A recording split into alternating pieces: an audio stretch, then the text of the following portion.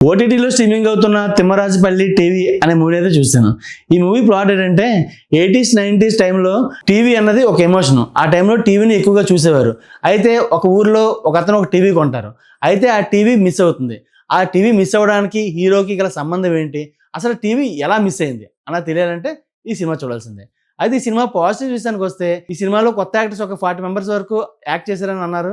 కానీ ఆ ఫీలింగ్ ఎక్కడ కలగలేదు. అందరూ కూడా చాలా బాగా పెర్ఫార్మ్ చేశారు. అలాగే ఈ సినిమాలో సెకండ్ హాఫ్‌లోని ఇన్వెస్టిగేషన్ సీన్స్ ఉంటాయి.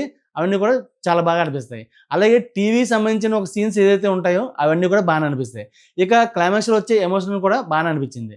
ఇక నెగెటివ్ విషయానికి వస్తే ఈ సినిమా కొంచెం ప్రెడిక్టబుల్‌గా అనిపిస్తుంది. అలాగే ఈ కాలంలో ఎక్కువగా మొబైల్స్ యూజ్ చేస్తున్నారు కాబట్టి సినిమా అంతా కూడా టీవీ అనే పాయింట్ మీద తీశారు కాబట్టి వాళ్ళకి పెద్దగా ఎక్కకపోవచ్చు. ఈ వీకెండ్ ఓటీటీలో ఒక మంచి సినిమా చూద్దాం అనుకుంటే మాత్రం ఈ సినిమా బాగానే ఉంటుంది.